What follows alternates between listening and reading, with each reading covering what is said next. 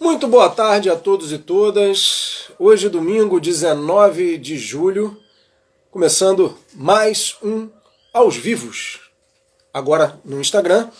E mais tarde, no final do programa, vai estar em todas as minhas redes, vai estar no Facebook, vai estar aqui também através do IGTV e lá no YouTube, canal David Domênico. É só chegar lá que você acompanha não só esse programa, como os programas anteriores. Primeira edição com Samuel Lourenço, a segunda com Carlos Henrique Viardi. Falamos sobre assuntos pertinentes à atualidade e à pandemia. Primeira edição nós falamos sobre o sistema carcerário, né, e a vida do egresso na, na tentativa de ressocialização, né, após a prisão. E semana passada falamos sobre espiritualidade, falamos sobre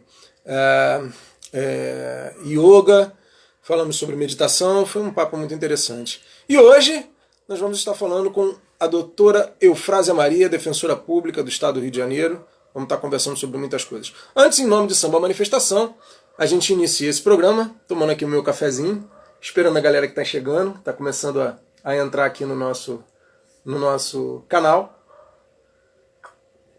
Dizer a vocês que quem acompanhar a live até o final vai ter uma surpresa, né? Um cupom da Samba Manifestação para chegar lá no site e ter um desconto, comprar aquela camisa. Um desconto de R$10, mas a camisa também não é muito cara, né, gente? Então dá para R$10 dá para fazer uma festa legal. R$10 em cada camisa. Se você comprar uma camisa, R$10. Duas camisas, R$10. R$10 na segunda camisa, na primeira e na segunda. R$10 na terceira camisa também. Então é show de bola. Só que o cupomzinho eu só vou dar no final, que é para a galera poder participar com tranquilidade. E sem mais delongas, vamos chamar aqui ela que é defensora pública, minha amiga querida, minha companheira de luta contra a desigualdade nas minorias sociais. Vou chamar ela aqui. Peraí, só entrar aqui. Como é que faz para chamar mesmo? Eu acho que é aqui, né? Vem aqui. Isso. Minha amiga Eufrásia Maria. Vamos ver. Daqui a pouco ela está chegando, já está aqui presente junto com a gente. Junto com todos nós que estamos aqui acompanhando esse programa. Alô, querida Eufrásia. Recebeu aí o convite? Fala comigo. Deixa eu ver aqui.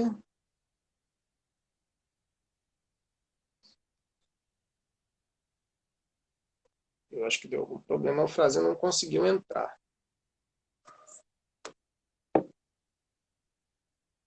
Eufrásia, você está por aí? Está conseguindo, viu aí o pedido?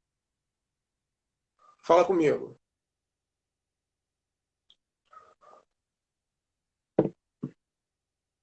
Eu acho que não rolou. Peraí. Deixa eu tentar novamente.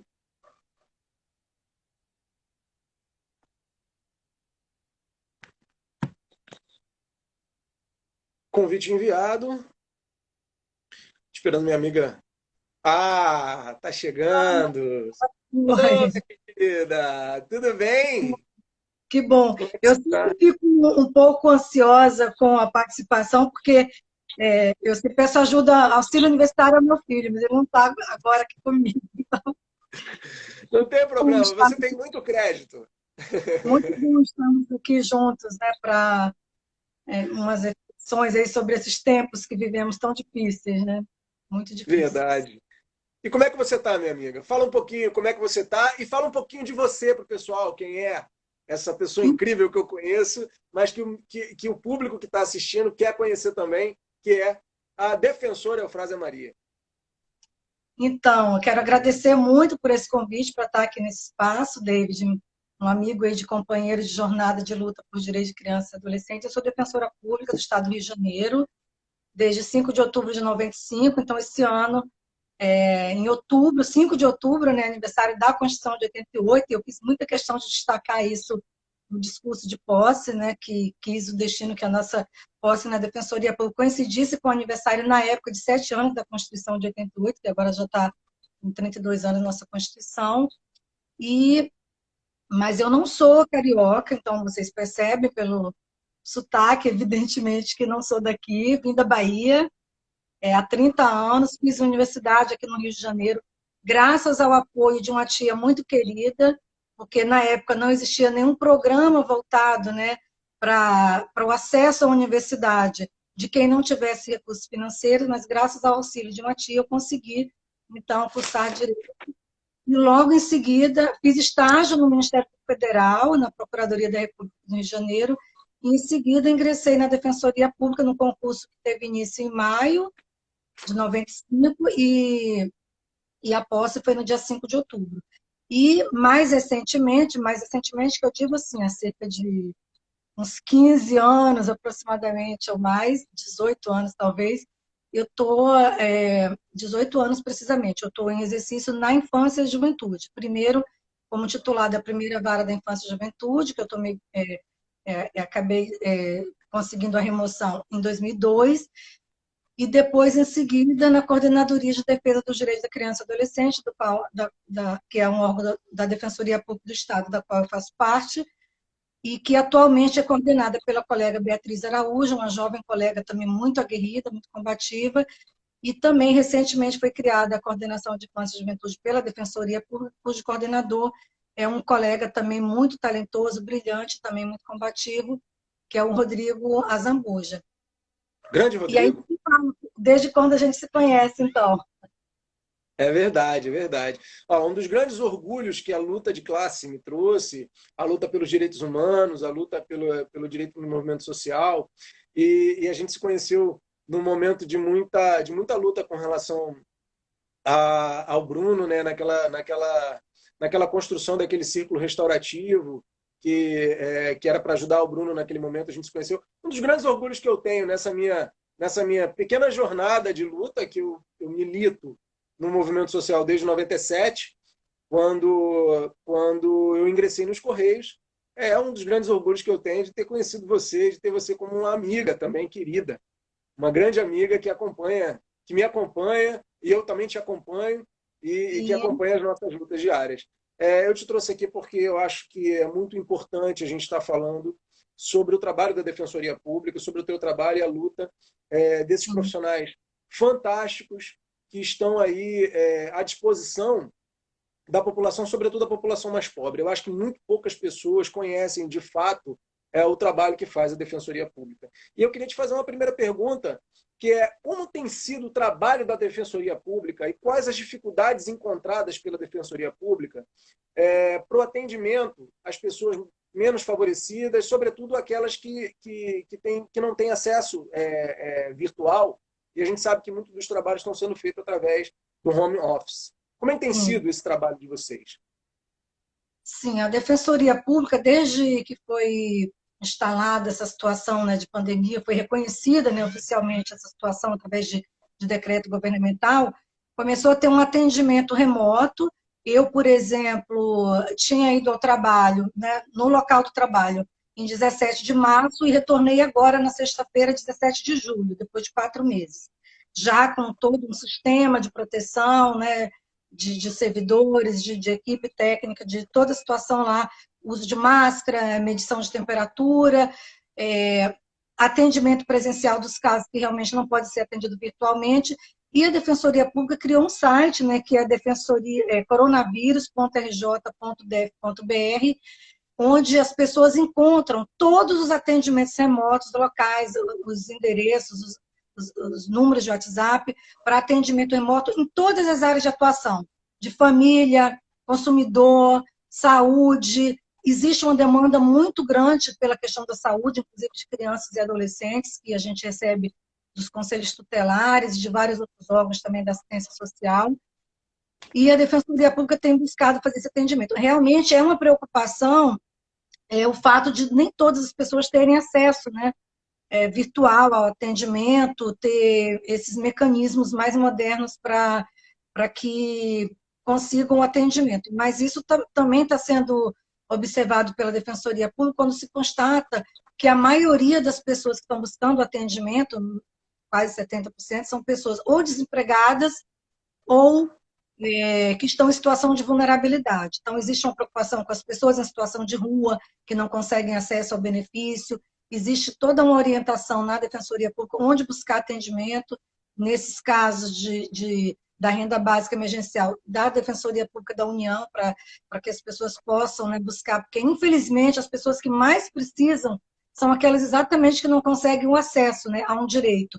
E isso tem sido uma preocupação nossa, não só na atuação na infância e juventude, quando a gente vai até os locais de atendimento, tantos adolescentes que estão privados de liberdade no sistema socioeducativo, como também nas instituições de acolhimento. Então, esse atendimento mais próximo, nesse momento, está sendo assim, uma questão difícil, né, de ser exercida, mas que a gente continua atento ao recebimento de qualquer tipo de demanda relativa a várias questões, né, relacionadas ao direito da mulher, por exemplo, né, as mulheres que têm sido vítimas de violência. Infelizmente, essa é uma realidade, né, da violência tanto contra a mulher quanto contra a criança e adolescente. Então, a gente precisa estar atento a toda essa realidade, né? Não minimizar de forma alguma, não achar que se justifica qualquer tipo de violência, e essa tem sido uma tônica, né, uma preocupação nossa, com a proteção às pessoas mais vulneráveis, aí crianças, adolescentes, mulheres, idosos, isso tem sido uma grande preocupação. Como fazer com que essas pessoas tenham seus direitos garantidos, inclusive buscando medidas judiciais para isso. Não, é interessante você falar sobre isso, que a minha segunda pergunta vem de encontro a isso também. Mas o importante é você esclarecer que a Defensoria Pública está funcionando em pleno vapor para o atendimento do público, né? Para o atendimento daquelas pessoas que necessitam do atendimento da Defensoria Pública. E uma pergunta que eu faço a você, assim, uma pergunta que não é diretamente ligada à Defensoria Pública, porque não é de responsabilidade da Defensoria Pública, mas que acaba afetando de alguma forma a Defensoria também. O Estado, ele tem garantido os direitos básicos constitucionais, sobretudo as pessoas mais pobres, quanto ao atendimento à saúde, o pleno atendimento à saúde, como a garantia de um registro de ocorrência numa delegacia, por exemplo, com relação à questão de homofobia, com relação à questão do racismo e com relação à questão da violência contra a mulher. O Estado tem garantido isso? As delegacias têm funcionado, porque nós vivemos isolamento social. O Estado tem garantido isso e a Defensoria vê isso de que maneira? Como tem tratado com relação ao Estado em si? Sim, isso é uma questão muito importante, David, porque algumas pessoas, às vezes, pensam equivocadamente que, pelo fato da Defensoria Pública ser um órgão do Estado, né, algumas pessoas acham que a Defensoria Pública não poderia entrar com ação contra o Estado. E isso não acontece. Inclusive, a Defensoria Pública tem um órgão destinado efetivamente a isso, que é Núcleo de Fazenda Pública, tem também a tutela coletiva da saúde, e aí eu aproveito até para destacar nessa sua pergunta, que ontem, está até lá na página da Defensoria Pública, dia 17, a Defensoria Pública, através da tutela coletiva da saúde e também do Núcleo de Fazenda Pública, ingressaram com um pedido junto à Vara de Fazenda Pública, juntamente com o Ministério Público, para impedir o fechamento, né, das unidades abertas, né, do Hospital de Campanha do Maracanã e também de São Gonçalo. E ontem foi noticiado que, efetivamente, esse pedido da Defensoria Pública do Estado e do Ministério Público, da Tutela Coletiva de Saúde, esse pedido foi atendido para obrigar o Estado a permanecer com esse serviço de atendimento de saúde através dos hospitais de campanha, ou então que justifique, através de um estudo científico, que não há mais necessidade, porque a gente está vivendo um período em que é preciso, a cada dia, a reafirmação de direitos, que é um direito da pessoa ter atendimento de saúde, e que isso é um dever do Estado. Então, a Defensoria Pública tem feito isso na tutela coletiva da saúde, também na defesa da mulher vítima de violência, o núcleo de atendimento à mulher vítima de violência funciona através do WhatsApp, no atendimento remoto, e eu tenho encaminhado alguns casos desses para o NUDEM, da Defensoria Pública. Na CDDICA, nós temos atendido vários casos sobre violações de direitos de criança e adolescente, não apenas de questão de violência física, para encaminhar para as delegacias, e aí eu já aproveito para responder também. Tanto a Delegacia da Criança e Adolescente Vítima, que é a DECAV, que nós temos uma delegacia apenas em todo o estado do Rio de Janeiro, que fica situada no centro. Então, essa também é uma questão. que a gente vem apontando para a necessidade de ampliação desse atendimento das delegacias especializadas no atendimento à criança e adolescente vítima, que nós só temos uma em todo o estado do Rio de Janeiro, que fica no centro, e as delegacias da mulher, de atendimento à mulher, também estão funcionando presencialmente. Eu tive a oportunidade de encaminhar um caso concreto recentemente, funcionando para registro presencial de violência física. Então, agressão, lesão corporal, tentativa de feminicídio, não para outro tipo de questão, que aí funciona o atendimento virtual das delegacias. Mas as delegacias têm funcionado presencialmente, e é importante destacar que nenhuma mulher e nenhuma criança e adolescente devem sofrer violência com qualquer tipo de pretexto ou de justificativa, e que deve procurar a delegacia para isso. Os conselhos tutelares também, que são órgãos importantíssimos, né, incumbidos pela sociedade de zelar pelos direitos da criança e adolescente, também têm funcionado e está atento a essas questões de violência e outras violações de direitos de criança e adolescente, seja por parte da família, seja por parte do Estado, que infelizmente, apesar das grandes conquistas normativas, da Constituição de 88, do Estatuto da Criança e do Adolescente, que agora completou 30 anos, dia 13 de julho, né? Então essa semana, a gente está na semana, diariamente eu tenho participado de lives, tanto da Associação dos Conselheiros Tutelares, como também vou participar de uma amanhã, participei de uma com o vereador Rimon, vou participar amanhã de outra com a vereadora Luciana Novaes, para tratar dessa temática, porque enquanto nós tivemos grandes avanços normativos, desde a Constituição de 88, em seguida, com o Estatuto da Criança e Adolescente de 1990, né, que regulamentou os artigos 227 e 228 da Constituição de 88, infelizmente, a gente ainda tem que diariamente reafirmar esses direitos. Quando a gente vê, por exemplo, uma fala que divulgaram aí do ministro atual da Educação, dizendo que pode ser utilizado método que não seja para a educação, que utilize força, que utilize castigo e esse tipo de coisa. Então, a gente já superou isso na legislação desde 2014, com a mudança do Estatuto da Criança e Adolescente, uma alteração que incluiu o artigo 18A, que é um direito afetivo, garante o direito de toda criança e adolescente a ser criada e educada sem uso de castigo físico ou de tratamento cruel ou degradante. Então, a gente tem que voltar a reafirmar os direitos. Essa lei ficou conhecida como Lei Menino Bernardo, por conta daquele homicídio bárbaro que aconteceu no Rio Grande do Sul.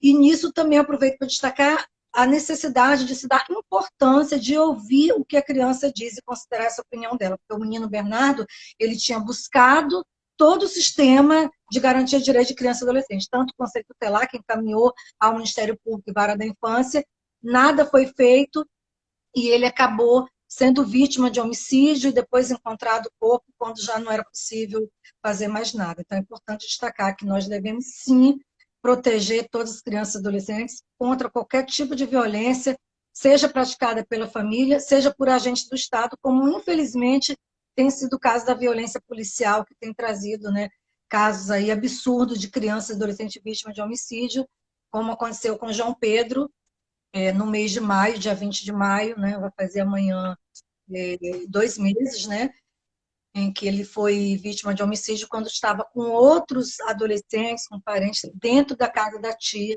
em São Gonçalo, no Complexo do Salgueiro. Então, isso é muito importante destacar, que esse é um dever de todos nós, né? Esse é um compromisso, é um dever que está na Constituição de 88, né? Dever da família, da sociedade e do Estado assegurar com prioridade absoluta os direitos de crianças e adolescentes. O Rafael Rodrigues, que está aqui com a gente, ele está perguntando se você tem um número dessa ação que vocês entraram contra o Estado. Depois você pode passar para mim, que eu passo o inbox para você. Tem. Eu estou aqui no site aberto da Defensoria Pública, e tem inclusive a petição. Mas ele pode ver isso no site da Defensoria Pública, defensoriapública.rj.def.br. Está lá, DPRJ, MPRJ vão à justiça contra fechamento de hospitais de campanha. E, inclusive, no final da matéria desse comunicado, tem lá as próprias petições que foram protocoladas conjuntamente pela Defensoria Pública e Ministério Público do Estado do Rio de Janeiro. Então, na página da Defensoria Pública, ele já tem acesso a isso. Tá? Beleza. Eu vejo e acompanho o trabalho de vocês desde 2015, mais diretamente, né? E sou muito amigo da doutora Lara Graça, muito minha amiga. Querida Outra Lara grande Graça. colega, uma graça de pessoa, até brinco com ela, Lara Uma Graça. grata defensora e uma grande defensora também. E Grande a gente colega. sabe que eu sempre tive uma preocupação muito grande com relação ao trabalho da defensoria, porque eu sei que é um trabalho eficiente e dedicado, mas eu sei que ele é sobrecarregado e sempre foi. Eu já vi a Lara, de ligar para a Lara e falar, Lara, eu estou com uma questão aqui que a gente tem que resolver e tal, e ela falar, cara, eu tenho 90 audiências hoje. E é uma coisa Sim. assim que me assustava. Como funciona isso? Como é pegar 90 audiências num dia? Como se dedicar? Como se desdobrar? Como conseguir resolver essas questões? Como dar esse atendimento ao público? E o que poderia ser feito para tentar dar mais qualidade, mais garantias e mais qualidade para o trabalho do defensor? Realmente o número, a demanda pelo atendimento na defensoria pública, ela aumenta à medida em que a população cada vez mais tem seus direitos violados, inclusive pelo próprio Estado, né? Então, por exemplo, as demandas de saúde, as demandas por educação, por exemplo, recentemente a defensoria pública, a Coordenadoria de Defesa dos Direitos da Criança e do Adolescente e a Coordenação de Infância e Juventude tiveram que ingressar com ação civil pública, nós ingressamos com ação civil pública contra o município e o Estado por conta da falta de fornecimento da alimentação aos estudantes, né, da rede pública municipal e estadual nesse período de pandemia. Então, o que deveria ser naturalmente cumprido pelo poder público, infelizmente não é. E quando a gente para pensar na nossa história, né, na história do Brasil, percebe-se que há uma grande violação de direitos humanos por parte de agentes do próprio Estado, né? Seja na questão da violência policial, seja na questão da falta de políticas públicas na saúde, na educação, na assistência. Existe uma demanda muito grande por creche, por exemplo, que é uma demanda que a Defensoria Pública enfrenta cada ano com um mutirão de atendimento. Realmente é uma rotina muito exaustiva, né, dos defensores públicos, mas para isso a gente conta também com o apoio de servidores, de estagiários. O que precisaria realmente era aumentar o número, né, de defensores públicos através de concurso e também de apoio através de servidores e estagiários. Então, a gente continua fazendo, a Defensoria Pública continua fazendo o seu trabalho e com todo o esforço possível para atender essas demandas, né, que aumentam a cada dia por conta da vulnerabilidade social. A partir de 2016, com a emenda constitucional 95, que reduziu o investimento, que eles chamam de PEC, chamaram, né, a PEC, a Proposta de Emenda Constitucional de Teto de Gasto, mas, na verdade, a gente não entende como gasto, né? Saúde e educação, nós compreendemos como direitos sociais e com a obrigatoriedade do Estado investir nessas políticas, né? E quando se percebe o grande desvio aí de recursos públicos, como tem sido investigado aí pelo jornalismo investigativo e também nas investigações criminais contra pessoas da própria Secretaria de Educação, de Saúde, né, do Estado, a gente percebe que há necessidade de uma vigilância maior para que os recursos sejam efetivamente destinados a quem necessita deles, né? Porque é necessário reforçar a cada dia que educação, saúde e assistência são direitos sociais consagrados na nossa Constituição, eles não são favores do Estado, assim como a prestação da assistência jurídica integral e gratuita por um órgão do Estado, que é a Defensoria Pública, que tem esse papel de ser uma instituição essencial ao Estado democrático de direito. Então, eu como cidadão e militante, entendo que leis são criadas dentro de um processo do arcabouço jurídico democrático brasileiro. Porém, a gestão do Estado, da União, do Estado, da Prefeitura, do Estado como um todo, ela é uma gestão plutocrata. Ela atende aos interesses dos mais ricos, em sua grande maioria.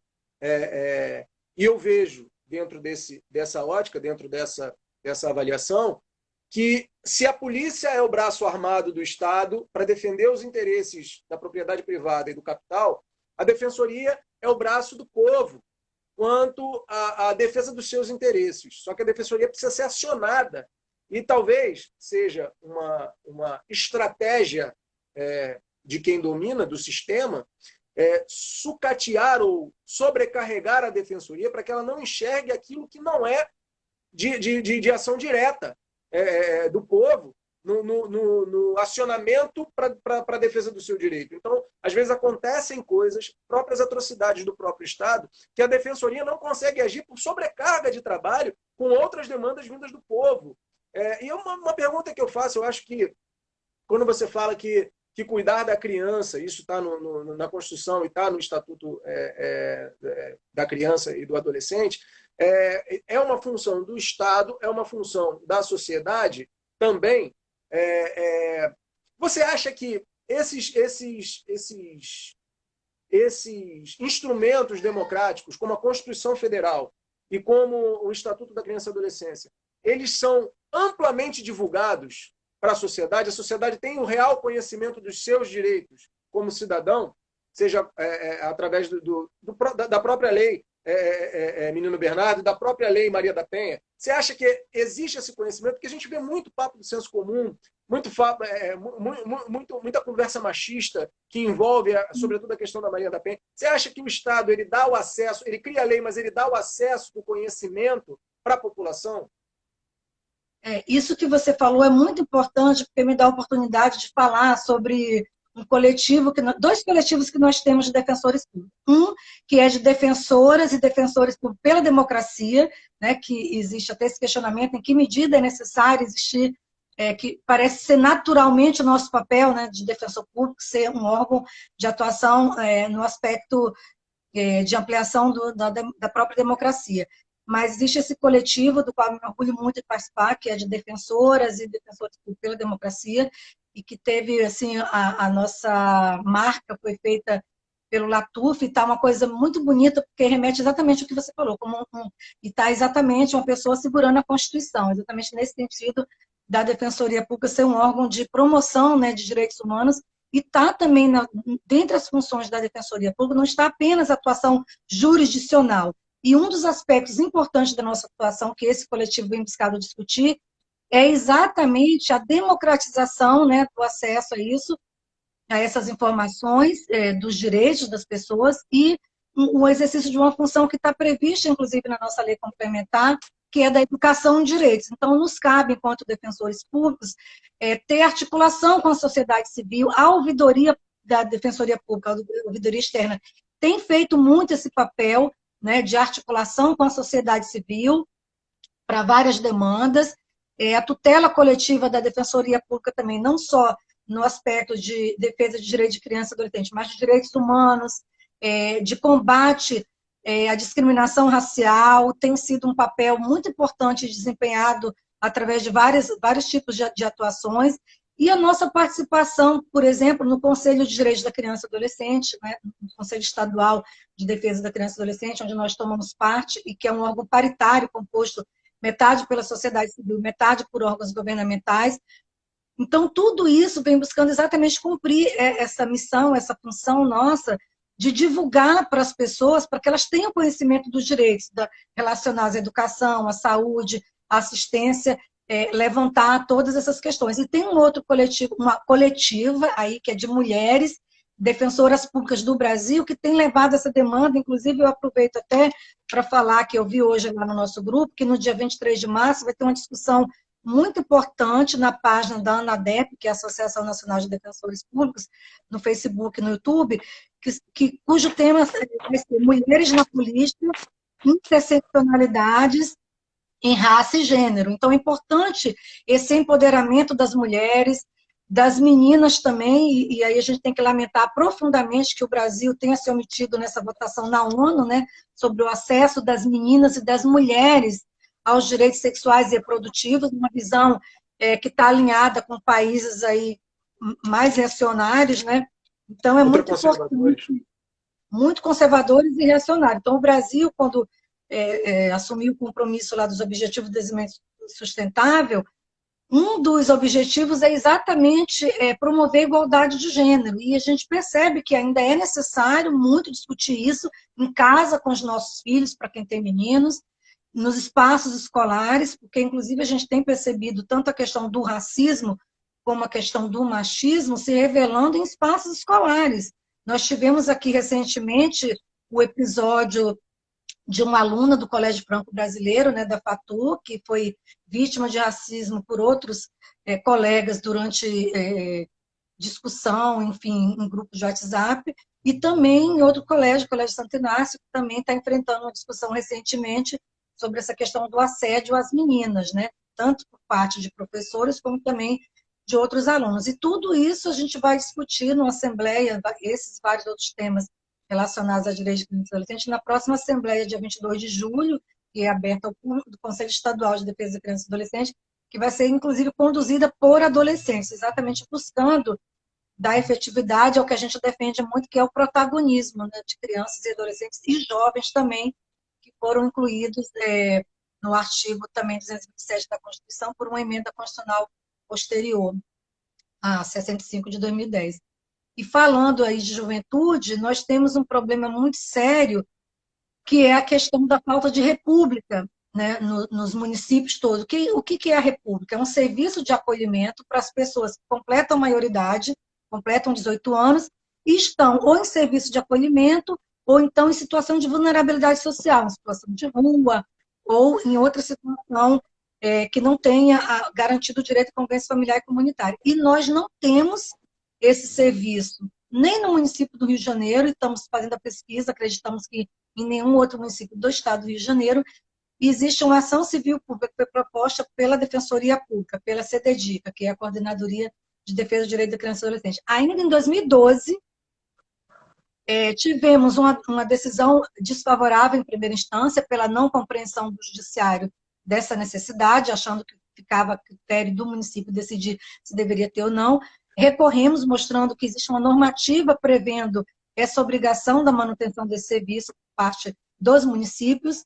O tribunal, em 2016, deu uma decisão, né, chamada de acordo, que é a decisão do órgão colegiado, determinando o prazo de 180 dias para o município do Rio de Janeiro construir essas repúblicas, e nós estamos em 2020 sem conseguir a efetividade disso. Estamos numa petição, num pedido de cumprimento desse acordo, que foi feito em dezembro de 2017 ainda.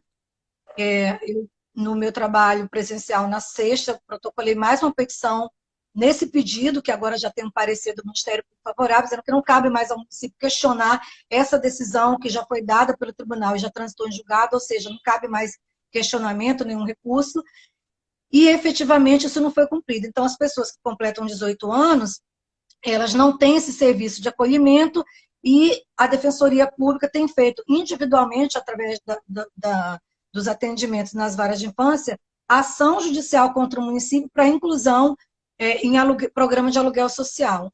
Eu, por exemplo, fiz uma ação dessa em 2011 para uma jovem que completou 18 anos na ocasião e não tinha mais nenhuma referência familiar, porque ela foi acolhida desde os 3 anos de idade, e que até hoje ela recebe ainda o aluguel social, mas ainda não teve a inclusão de um programa definitivo, que é o Minha Casa Minha Vida, que foi um programa muito importante.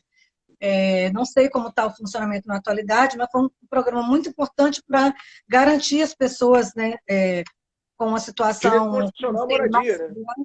Sim, um acesso à moradia, e um acesso à moradia que a pessoa pode pagar, e é um valor muito menor do que, por exemplo, um aluguel. Inclusive, seria melhor para o município isso do que o aluguel social, que é até um valor maior. Exatamente. A Leila está fazendo uma pergunta aqui, Leila Souza. Como dar conta de tanto problema relacionado às crianças carentes no Rio, já que sabemos que não há relevância em relação ao Estado? Acho que de alguma maneira você já respondeu isso. E eu vejo, assim,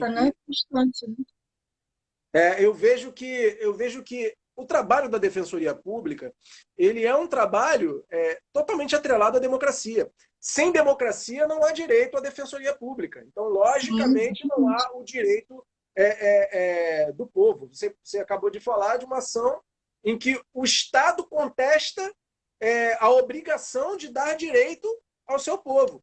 E se nós vivêssemos num estado de exceção, a importância da democracia está aí. Se nós estivéssemos num estado de exceção, o Estado simplesmente decidiria não dar esse direito ao povo, e nós não poderíamos recorrer através da Defensoria Pública. Então, assim, é uma questão grave e importante o trabalho da Defensoria na luta pela democracia. Por isso esses coletivos são tão importantes. A gente sempre faz uma discussão. A democracia, ela não é simplesmente instauramos uma democracia e a partir de agora a democracia ela anda com as próprias pernas. A democracia precisa ser cultivada todos os dias por todos os ambientes e instituições democráticas do nosso país. É muito importante isso que você coloca, o trabalho da Defensoria Pública na defesa e na luta classista pelo direito do povo. Eu acho que é muito importante. Eu queria te fazer uma pergunta de uma situação. Você sabe que eu trabalho nos Correios, eu sou funcionário dos Correios, e hoje eu trabalho em home office, em isolamento social, por coabitar com pessoas do grupo de risco. Né? A minha mãe é cardíaca, a minha tia, com quem eu convivo também, tem 90 anos de idade, estão no grupo de risco, então por isso eu faço o trabalho home office dos Correios. Mas quando eu estava trabalhando, uma coisa que me incomodou muito, logo no início do isolamento social, da proposta de isolamento social, vinda do governo, quanto à questão dos moradores de rua. Eu fico pensando, o direito ao isolamento social, o isolamento social, ele é um privilégio de classe?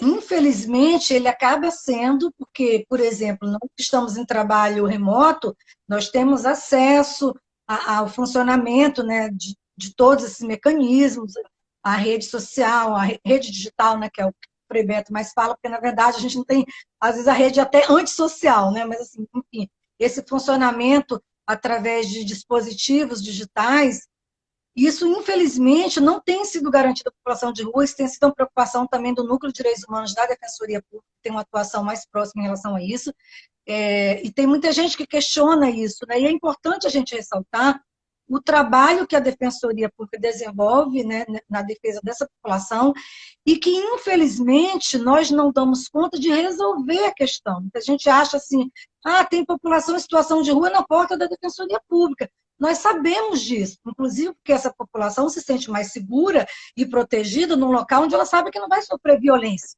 por exemplo, né? Ninguém vai chegar na porta da Defensoria Pública para praticar uma violência contra as pessoas em situação de rua. Então, essas pessoas estão sujeitas a várias questões, não só criança e adolescente, como população adulta. Sujeita à violência, sujeita ao extermínio, como aconteceu na Candelária, em 93, que agora vai completar 27 anos, dia 23 de julho, né, da chacina da Candelária, e a cada ano tem uma mobilização, que esse ano vai ser feita virtualmente, no dia 22 de julho tem a Vigília das Mães, que vai ser feita pelo Facebook, no dia 23 vai ter missa virtual, a cada ano eu tenho participado já aí há um tempo dessas missas na Candelária, e uma caminhada que normalmente seguiria até a Cinelândia, né? Então isso não vai acontecer presencialmente esse ano, por conta da pandemia, mas é uma situação que a gente ainda enfrenta de vulnerabilidade social, de violação de direitos, que já deveria ter sido superado. Então, ao mesmo tempo que a gente luta diariamente para que a democracia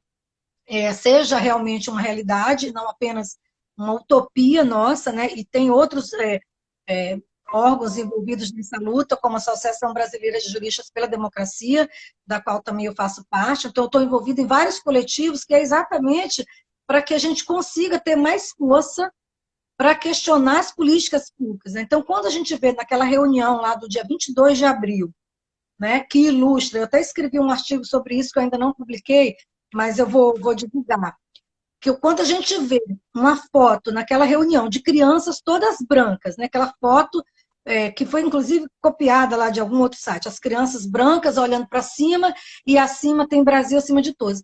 E aí a gente se questiona a quem realmente está destinada a preocupação do poder público na sua proteção. São aquelas crianças que estão lá no cartaz, que têm seus direitos assegurados, né?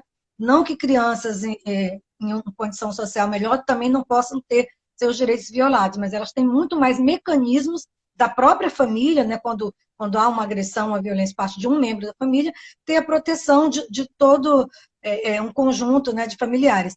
Enquanto outras crianças estão sujeitas à situação de violação de direitos na sua própria família, também na situação de rua, assim como também nas medidas de acolhimento, que nem sempre têm as condições adequadas, né, apesar de todo o esforço feito aí pelos profissionais que trabalham nessas áreas. Então, é muito importante a gente ressaltar que a luta por democracia é uma luta constante e ela deve ser feita por todos nós. Então, é uma preocupação realmente com a efetividade, né? Porque a gente não basta ter uma boa legislação, como a gente tem, inclusive o nosso artigo 227 da Constituição, ele é elogiado por um jurista argentino, Emílio Garcia Mendes, como uma síntese admirável da futura Convenção da ONU de 89, que foi aprovada em Assembleia das Nações Unidas em 20 de novembro de 1989. Então, a Constituição de 88, ela inclusive se adianta à discussão da própria Convenção da ONU, que vinha sendo discutida desde 79, que foi estabelecido o Ano Internacional da Criança. Então, é uma luta realmente diária, constante, que a gente não pode sucumbir, porque a gente vê que realmente essas pessoas em situação de vulnerabilidade, elas precisam muito mais do olhar do poder público, elas não precisam de força, não precisam de condução coercitiva para nenhum lugar. O que elas precisam é que realmente haja essas políticas públicas, porque nós tivemos já uma preocupação no passado, quando o município do Rio de Janeiro fez um recolhimento compulsório de crianças e adolescentes em situação de rua, sob a alegação de que elas seriam usuárias de drogas e precisavam ser forçadas a um tratamento. Nós questionamos isso tanto individualmente, eu mesma impetrei habeas corpus em favor de alguns adolescentes desses, até por ir até o local onde eles eram supostamente, né, protegidos, e ter verificado que eles eram medicados uniformemente, todos eles, não tinham médico, não tinham atendimento adequado de saúde, quando nós precisamos realmente reforçar a necessidade do funcionamento dos serviços que já existem. Para a população adulta, o CAPS, né, que é o serviço da área da psicologia, né, o Centro de Atenção Psicossocial, e para crianças e adolescentes, os CAPCIS, que são Centros de Atenção Psicossocial para crianças e adolescentes, para a infância. Então, a gente precisa fortalecer esse serviço, não retornar ao passado de uso, por exemplo, como está se pretendendo aí, de comunidades terapêuticas. Nós não temos essa compreensão que isso seja uma garantia de direitos. Nós precisamos fortalecer os serviços públicos da saúde, da assistência, os CRAs, os CREAs, que são serviços de referência, Centro de Referência Especializado em Assistência Social e Centro de Referência em Assistência Social, CAPS, CAPS-AD. Então, é isso que nós precisamos. Não precisamos inventar as coisas que já existem. Nós precisamos dar efetividade para cumprir isso. Então, infelizmente, essa é uma realidade. Nem todas as pessoas que precisam estão tendo acesso aos seus direitos, e aquelas que estão em vulnerabilidade social, infelizmente, elas não podem contar com essa possibilidade, né, de ter o isolamento. Eu, por exemplo, eu só tenho saído em casos estritamente necessários, sexta para ir ao trabalho, depois passei na livraria Leonardo da Vinci para prestigiar, porque nós precisamos realmente ter a literatura e a leitura e a reflexão sobre esses tempos como um importante mecanismo de resistência, né? Porque os tempos estão difíceis. É verdade, não, isso aí é fundamental. Esse tipo se a gente vai no mercado, obrigatoriamente para ir no mercado, se a gente tem que obrigatoriamente prestar um serviço essencial, a gente também tem que fortalecer esse tipo de movimento. Então, o que você está deixando claro é que a luta pela democracia é, de fato, algo que precisa ser praticado todos os dias. Apesar de representativa, a nossa democracia precisa ser participativa também. Nós precisamos dialogar com a sociedade de uma maneira que a gente faça um embate ideológico também, mas o embate ideológico não é de ideologia partidária, mas ideologia de defesa da democracia. Sim. Eu acho que isso é muito importante. Uma coisa que eu queria frisar aqui, deixar muito claro para as pessoas, que muitas vezes a falta do conhecimento dos direitos que nós temos faz com que a gente faça alegações ou perguntas inexistentes, né, que não deveriam sequer existir. Como, por exemplo, responsabilizar a Defensoria Pública pelos moradores de rua. Não é função da Defensoria Pública criar políticas públicas para combater a desigualdade. Pelo contrário, a função da Defensoria Pública é defender as vítimas da desigualdade proporcionada pelo Estado. Também pelo Estado e por todas as mazelas sociais que nós vivemos. Eu queria entrar num assunto que eu acho que é muito importante e pertinente, sobretudo no momento que nós estamos vivendo, esse momento atual da pandemia. Como é que você, defensora Eufrásia, e não a defensoria como um todo, mas você, enxerga a flexibilização do isolamento em pleno efeito platô da pandemia, que já há um mês morrem 1.000 pessoas, em média, diariamente. Como é que você enxerga isso? E como é que você enxerga a questão da volta às aulas para as crianças nas escolas, sobretudo nas escolas públicas? Não me parece adequado no momento em que a gente vive, que a gente tem visto o número de casos aumentando a cada dia, né? Ao contrário do que diziam os negacionistas quando começou a pandemia, isso é uma gripezinha, isso daqui a pouco vai embora, está passando. Nós estamos vendo que, infelizmente, isso não acontece na realidade, né? Para a gente não fugir da realidade, querer colocar, enfim, para baixo do tapete uma situação que é real. Então, eu vejo com muita preocupação, enquanto cidadã, e aí é importante ressaltar que ser cidadão é uma coisa muito importante, né? Porque tem gente achando que isso não é o suficiente, né? Que tem que se nomear a pessoa pela profissão. Então, eu sou No cidadã, título. feminista, antirracista e antifascista.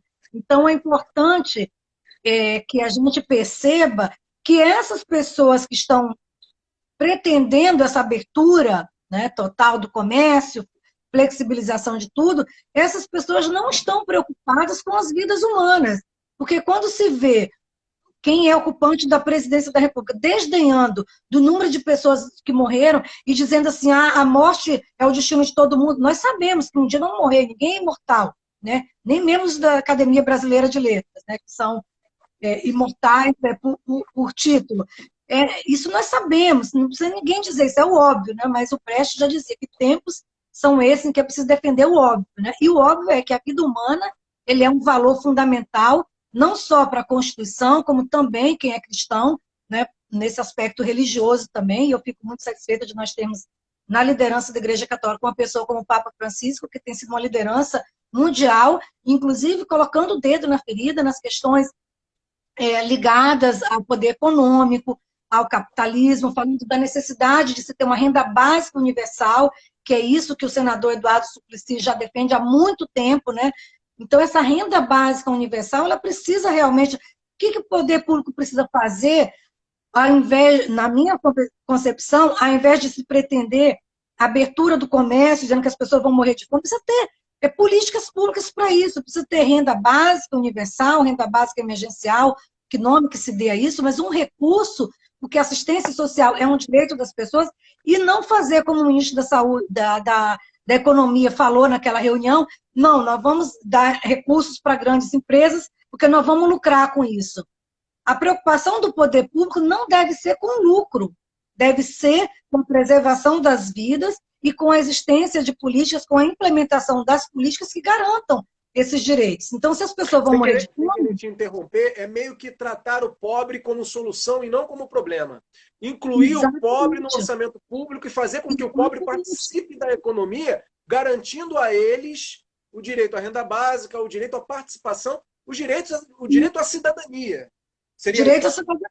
Exatamente, o direito à cidadania, o acesso aos direitos básicos, direito à saúde, à educação, à assistência social, né? Todos esses direitos que já estão previstos lá na nossa Constituição de 88, e isso, quando a Constituição diz que todo poder emana do povo, que o exerce diretamente ou através de seus representantes, isso diz muito, quando diz que um dos objetivos da República é a redução da desigualdade social, né? Que a República Federativa do Brasil, ela constitui um Estado democrático de direito, não basta para isso que a população vá às urnas e vote, escolha esse ou aquele candidato, mas é preciso que a cidadania seja reconhecida através das políticas públicas, garantir o acesso à educação, à saúde, assistência, e assistência aos desamparados, ela está lá na Constituição, isso é um direito social, isso não é um favor.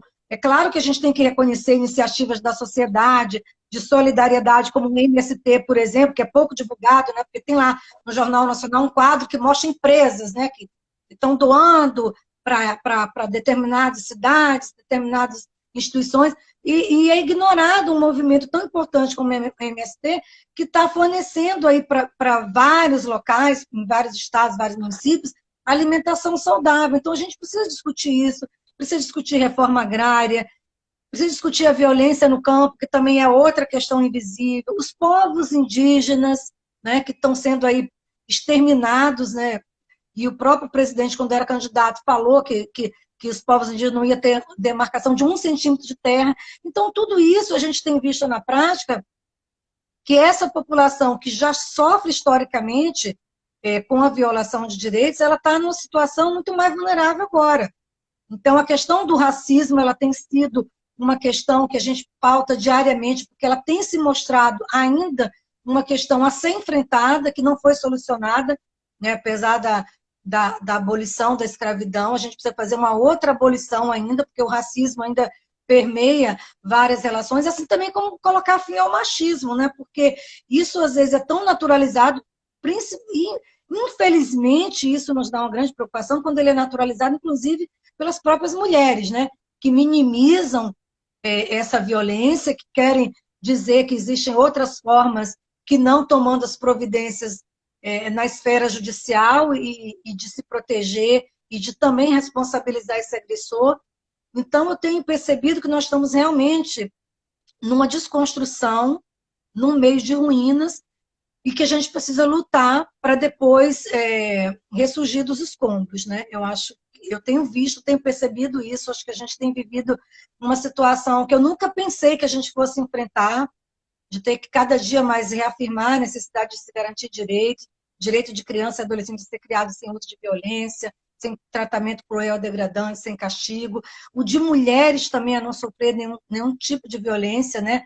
Essa questão da igualdade de gênero, acho que é uma questão que realmente precisa ser discutida nas escolas, inclusive, não pode haver esse tabu, né, de questão de gênero nas escolas, quando a gente sabe que quem é contra isso é exatamente aquelas pessoas que têm as práticas machistas, que acham que as mulheres são inferiores, que têm que se submeter à vontade deles. Então, isso é um pouco para a nossa reflexão também, como criar meninos e meninas, né? Como empoderar as meninas, porque o feminismo, e tem gente ainda que não compreende isso, não é a ideia de superioridade da mulher, é a ideia de igualdade de direitos, né?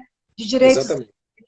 trabalhistas, de direitos sociais, de direito a ter sua voz enfim, não é para ser superior ao homem, é para discutir realmente a questão na esfera da igualdade, né? Porque até não faria sentido defender uma coisa que é o contrário da outra, né? Enfim, Sim. não é... O que você está dizendo é que a luta pela democracia ela não está desatrelada à luta pelo fim do cativeiro social, pelo fim do machismo e por um combate que não é aquela coisa de não basta não ser fascista, é preciso ser antifascista, é preciso combater aqueles que negam o direito ao povo, porque a desigualdade está atrelada à violência, está atrelada ao corte de direitos. Eu costumo dizer que a política econômica do governo é uma política que fere o princípio da supremacia do interesse público, quando o ministro da Economia ele favorece a questão econômica em detrimento das vidas humanas, da saúde pública, do atendimento aos mais necessitados, do atendimento aos mais pobres. Como é que você enxerga, na ótica dos direitos humanos, na ótica do servir ao povo, o governo Bolsonaro?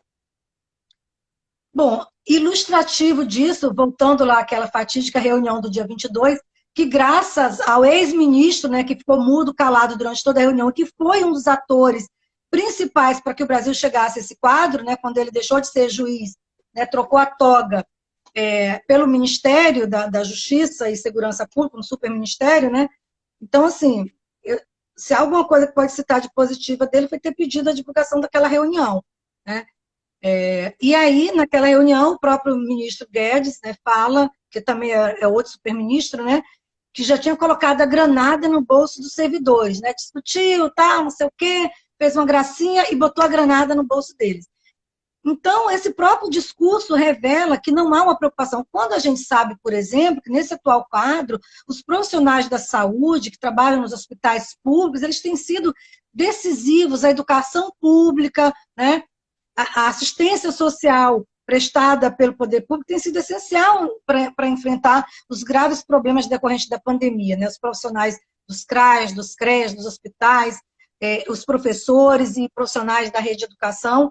Então, a gente percebe a quem se destina, né, essa política que é desenvolvida nesse atual governo. Então, de um lado, a ideia de favorecer os grandes bancos, né, de emprestar para grandes empresas, porque aí o governo teria lucro, e uma total despreocupação, não se viu naquela reunião ali. Eu acho que aquela reunião foi muito importante, porque o que a gente já sabia, o que a gente já tinha convicção, ali está a prova, né, que não dá para ninguém dizer que não eram eles naquela reunião, não se trata de um PowerPoint, como foi feito lá pelo Delanhol, que depois se verificou que nada daquilo era real, que era tudo fabricado para o objetivo que eles acabaram conseguindo, que o jornalismo investigativo, aí, através do Intercept, vem mostrando. Então, realmente, o que a gente percebe é que não há uma preocupação com a superação da desigualdade social, muito pelo contrário, há um aprofundamento dessa desigualdade.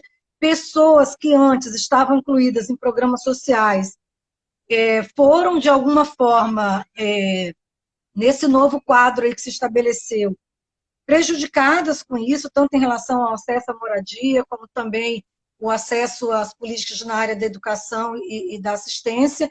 Eu, por exemplo, atendi 4 anos atrás uma pessoa que estava em extrema situação de vulnerabilidade, com os 3 filhos, que ela cuida sozinha, sem qualquer tipo de auxílio, seja financeiro, seja qualquer outra parte do pai. Ela foi encaminhada para o CRAS, foi incluída no Bolsa Família, depois ela foi contemplada com o imóvel do Minha Casa Minha Vida, então ela estava com a situação encaminhada. Depois ela conseguiu um emprego, que ela estava desempregada também, desesperada completamente, e recentemente, logo na semana antes da pandemia, semana anterior mesmo a decretação do isolamento social por conta da pandemia, eu encontrei por acaso com ela, eu indo pegar o metrô ali na Carioca, encontrei com essa pessoa no Lago da Carioca. E perguntei se estava tudo bem com ela, com as crianças, não estava. Primeiro, ela perdeu o Bolsa Família, porque estava trabalhando, recebendo R$ 1.800 para cuidar de 3 filhos. Depois, ela ficou desempregada, então ela ficou sem emprego, sem qualquer tipo de renda. Sorte é que ela ainda estava com a moradia do Minha Casa Minha Vida. E aí nós encaminhamos, porque ela, na época, consideraram que ela estava trabalhando, não teria direito ao Bolsa Família. Ela foi reinserida no Bolsa Família através do encaminhamento da nossa assistente social, da Roberta, que tem tido um trabalho muito importante no auxílio lá, se dedica, assim também como a nossa psicóloga Telênia. E ela foi reinserida, né, no Bolsa Família, no cadastro. Quando veio a pandemia, foi criada essa renda básica emergencial, ela começou então a receber essa renda. Então a gente percebe o quanto de vulnerabilidade, se eu não tivesse encontrado com ela para dar essas orientações uma semana antes na rua, porque o atendimento nosso é esse, eu canso de atender meninos que estão em situação de rua e que orientam, ó, vai ao CREAS, vai ao CRAS, vai lá na Defensoria Pública para a gente ver a situação.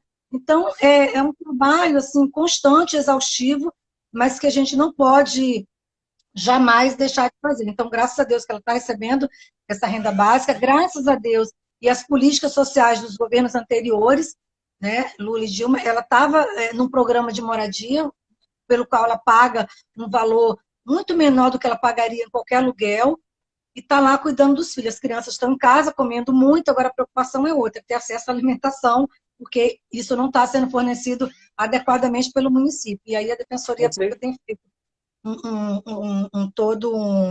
um trabalho para garantir esse acesso. Essa é a importância das políticas sociais. Querida, eu queria conversar com você muito mais, mas aqui você sabe como é que é o Instagram, né? Passou uma hora e ele para. E eu te agradeço muito, muito, muito, muito. É uma alegria muito grande falar com você e trazer você para esclarecer tantas coisas importantes aqui. Eu quero falar com os nossos amigos que o programa vai estar aqui no Instagram daqui a pouco, depois vai para o Facebook, David Domênico, e também vai para o canal no YouTube. Se inscreve lá no canal, vai estar revendo esse programa maravilhoso, esclarecedor, por você, minha querida amiga Eufrásia Maria. Deixa eu dar um recado aqui. A galera que assistiu o programa até quarta-feira, né, seja as pessoas que assistiram ao vivo ou que vão assistir posteriormente, até sábado, ó, Renata Paula, minha produtora, está aqui dizendo que até sábado. Quem for lá no site da empresa que nos ajuda, que é a Samba Manifestação, www.sambamanifestação.com.br, e quiser comprar uma camisa Samba Manifestação, coloca o cupom AOS VIVOS, que vai estar lá, o R$10, não é isso? Vai estar lá R$10 de desconto para comprar a camisa dessa manifestação. Eufrásia, obrigado. Muito Obrigada, obrigado mesmo por você ter vindo. muito. Vou comprar a E camiseta. semana que vem a gente está junto aqui de volta. Fala aí. Muito obrigada. Quero agradecer muito o convite e divulgar aqui no final essa obra muito importante feita, que foi organizada pela amiga Ana Cristina Brito Lopes, e que é uma publicação da Defensoria Pública do Estado sobre defesa e garantia de direitos humanos de crianças e adolescentes. Então, vamos fazer valer o Estatuto da Criança e Adolescente, que é